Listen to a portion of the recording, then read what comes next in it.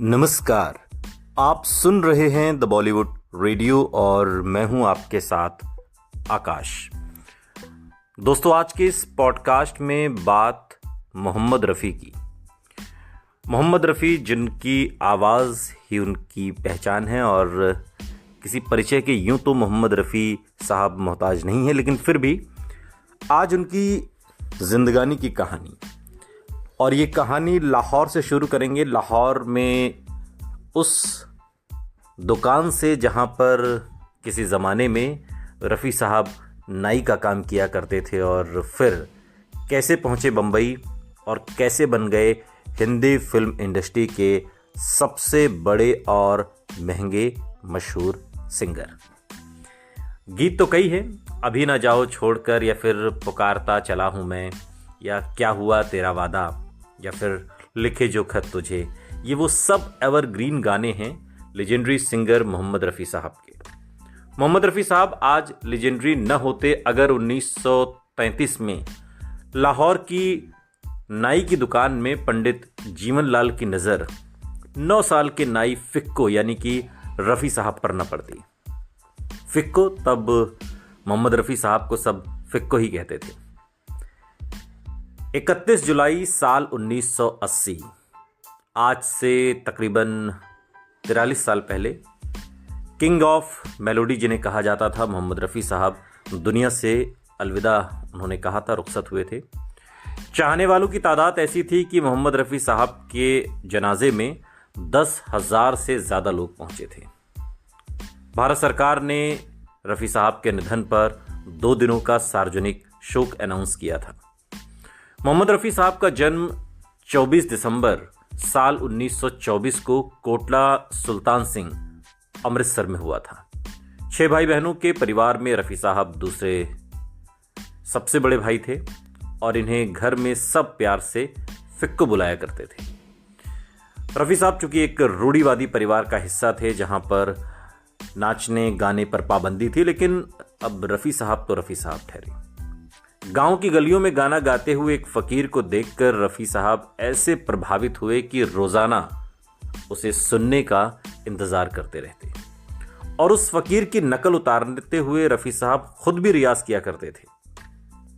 9 साल की उम्र में रफ़ी का परिवार अमृतसर से लाहौर शिफ्ट हो गया। रफ़ी को कभी पढ़ाई में दिलचस्पी नहीं थी, तो उनके पिता ने उन्हें बड़े भाई के साथ खानदानी नाई की दुकान में काम पर लगवा दिया। अब 9 साल के रफ़ी लाहौर के नूर मोहल्ले के भाटी गेट की दुकान पर नाई बन गए। गुनगुनाते हुए बाल काटते थे रफ़ी साहब। 1933 के आसपास की बात है जब पंडित जीवनलाल बाल कटवाने पहुंचे उसी दुकान पर, लाहौर के नूर मोहल्ले के उसी भाटी गेट की दुकान पर। और रफ़ी यहां पर काम करते हुए अमृतसर स्टाइल में वारिस शाह का हीर गुनगुना रहे थे, और इस आवाज में एक जादू था जिसने जीवनलाल को प्रभावित किया। जीवनलाल ने रफ़ी साहब को ऑडिशन के लिए बुलाया, जिसे उन्होंने आसानी से पार भी कर लिया। अब जीवनलाल ने ही उन्हें पंजाबी संगीत की ट्रेनिंग दी और रफ़ी गायकी में माहिर होते चले गए, चूंकि बचपन से वो शौक के बाद वो जुनून, ये सब कुछ रफ़ी साहब के अंदर था। और 13 साल में पहली बार पब्लिक परफॉर्मेंस दी। 1937 की बात है जब मोहम्मद रफ़ी साहब महज 13 साल के थे और 13 साल की उम्र में ऑल इंडिया एग्जीबिशन लाहौर में पहली पब्लिक परफॉर्मेंस दी। ये मौका उन्हें संयोग से मिला था। दरअसल स्टेज पर बिजली न होने पर उस जमाने के पॉपुलर सिंगर कुंदन लाल सहगल, सभी जानते हैं, उन्होंने स्टेज पर गाने से इनकार कर दिया और ऐसे में आयोजकों ने रफ़ी साहब को परफॉर्म करने के लिए कहा। गाना सुनने बैठे दर्शकों में से एक KL सहगल भी थी, और जिन्होंने कहा था कि ये लड़का एक दिन बहुत बड़ा गायक बनेगा। डायरेक्टर श्याम सुंदर की मदद से रफ़ी फिल्मों में आए। पहला गाना रहा गल बलोच फिल्म का परदेसी सोनियो ओ हीरिये, ये एक गीत है, और लगातार गाने गाते हुए रफ़ी साहब नाम कमाने लगे। एक्टर और प्रोड्यूसर नज़ीर ने मोहम्मद रफ़ी को 100 रुपये और एक टिकट भेजकर बम्बई बुला लिया। और यहाँ उन्होंने पहले जो फिल्म मिली, पहले आप, साल 1944 की फिल्म थी और इसका एक गाना है हिंदुस्तान के हम हैं, ये गाना रिकॉर्ड किया। पहले हिंदी गाने की रिकॉर्डिंग में खून से लथपथ वाली स्थिति हो गई। नौशाद ने इस रिकॉर्डिंग का किस्सा सुनाते हुए बताया कि देशभक्ति गाने में साउंड इफेक्ट देने के लिए सभी सिंगर्स और कोरस गाने वालों को मिलिट्री वालों के जूते पहनाए गए थे। अब जूतों की आवाज से ही साउंड क्रिएट कर रिकॉर्ड किया गया था। अब उस जमाने की टेक्निक आप देखिए। जब रिकॉर्डिंग पूरी हुई तो मोहम्मद रफ़ी के पैरों से खून बह रहा था, लेकिन उनके चेहरे पर चमक थी। ये चमक थी अपना पहला हिंदी गाना रिकॉर्ड करने की। अब तक वो पंजाबी में कर रहे थे। और इसके बाद अनमोल गुड़िया 1946 की फिल्म, ये 1948 में आई शहीद, 1951 में दीदार, 1960 में कोहिनूर, ये वो तमाम फिल्में थीं जिनमें बेहतरीन गाने गाते हुए रफ़ी साहब स्टार बन गए, स्टार सिंगर। बैजू बावरा में प्लेबैक सिंगिंग करने के बाद रफ़ी साहब ने फिर कभी पीछे मुड़कर नहीं देखा। नौशाद, शंकर जयकिशन, एस.डी. बर्मन, ओ.पी. नैयर, मदन मोहन जैसे संगीत निर्देशक धुरंधरों की पहली पसंद बन चुके मोहम्मद रफ़ी साहब ने दिलीप कुमार, राजेंद्र कुमार, धर्मेंद्र, शमी कपूर और राजेश खन्ना को अपनी आवाज़ दी। 60 के दशक में रफ़ी साहब की टक्कर का कोई सिंगर नहीं था। हालांकि 1970 तक किशोर कुमार के आने के बाद हिंदी सिनेमा के पास 2 दिग्गज सिंगर्स थे। 1938 में मोहम्मद रफ़ी की शादी बशीरा बीबी से हुई थी, जिससे उन्हें एक बेटा हुआ। और जब भारत पाकिस्तान के दंगों में मोहम्मद रफ़ी के सास ससुर की मौत हो गई तो उनकी पत्नी बशीरा ने भारत में रहने से साफ इनकार कर दिया और लाहौर लौट गई। अब पहली पत्नी के जाने के बाद मोहम्मद रफ़ी ने बिल्किस बानो से दूसरी शादी की, जिनसे उन्हें 6 बच्चे हुए। जब मोहम्मद रफ़ी हज से लौटे तो कुछ मौलवियों ने उन्हें गाना न गाने की सलाह दी। अब मोहम्मद रफ़ी ने भी बात मानकर गाना छोड़ दिया, लेकिन कुछ समय के बाद जब फैंस उदास होने लगे तो उन्होंने गायकी को इबादत बताते हुए दोबारा से गाना शुरू कर दिया। मोहम्मद रफ़ी के छोटे बेटे शाहिद की पत्नी फिरदौस ने एक बार एक इंटरव्यू के दौरान बताया, उनसे जुड़ा एक किस्सा शेयर किया कि मोहम्मद रफ़ी के कई फैंस ऐसे हैं जो उनकी कब्र पर आते हैं और मिट्टी उठा ले जाते हैं। कुछ तो ऐसे भी हैं जो कब्र की मिट्टी खा लेते हैं। जब एक और किस्सा, जब ड्राइवर को नौकरी से निकालने पर रफ़ी साहब ने टैक्सी तोहफे में दी। और ये बड़ा दिलचस्प किस्सा है। मोहम्मद रफ़ी साहब चूँकि लग्जरी गाड़ियों के शौकीन थे और उन्होंने अमेरिकी इंपोर्टेड कार इम्पाला ख़रीदी थी। और राइट हैंड ड्राइवर वाली ये कार भारत के गिने चुने लोगों के पास उन दिनों हुआ करती थी।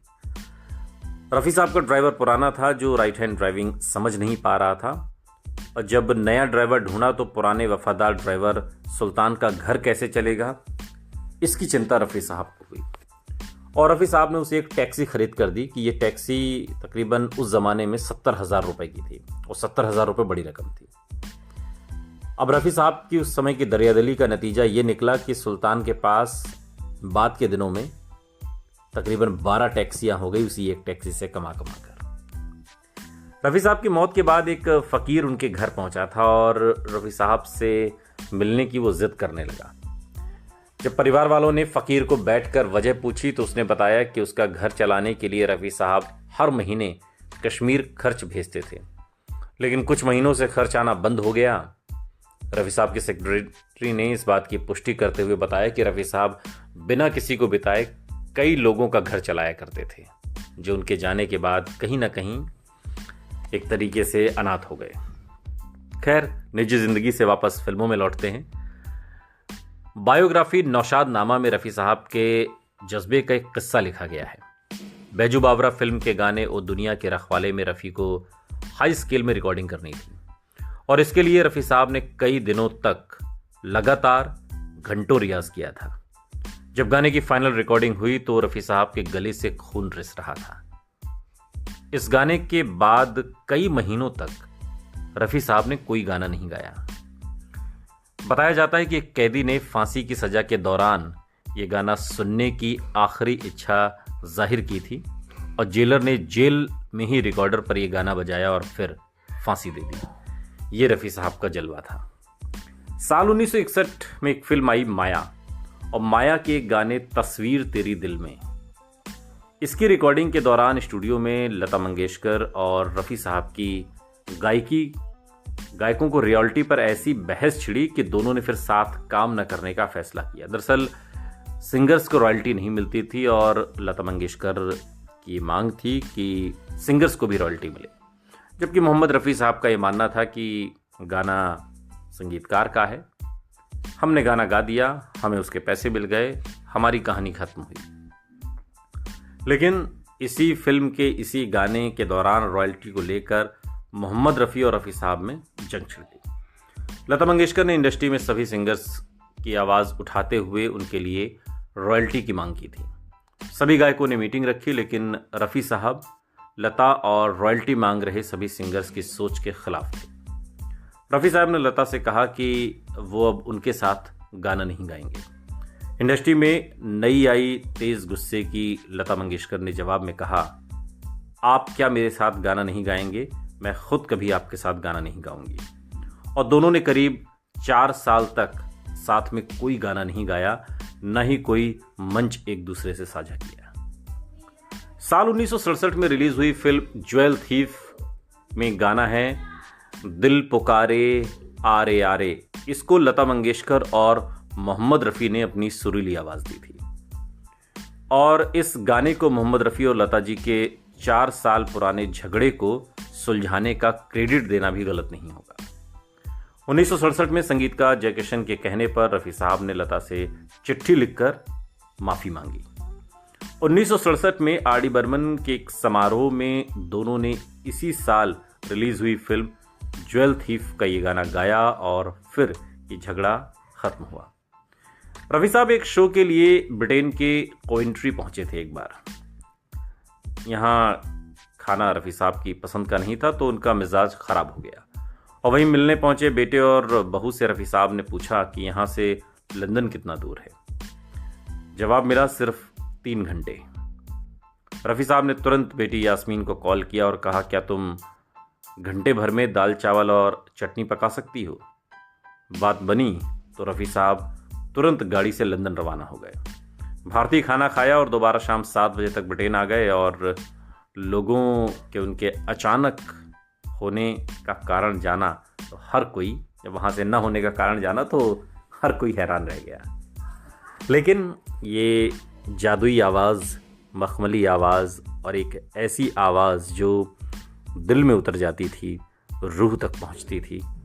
31 जुलाई साल 1980 को रात करीब 10:25 का वो समय था जब मोहम्मद रफ़ी साहब ने हार्ट अटैक से दम तोड़ दिया और अगली सुबह उन्हें जुहू के कब्रिस्तान में दफनाया गया। कहते हैं कि 10,000 से ज़्यादा लोग जनाजे में शामिल हुए थे और भारत सरकार ने मोहम्मद रफ़ी साहब के निधन पर 2 दिनों का सार्वजनिक शोक अनाउंस किया था।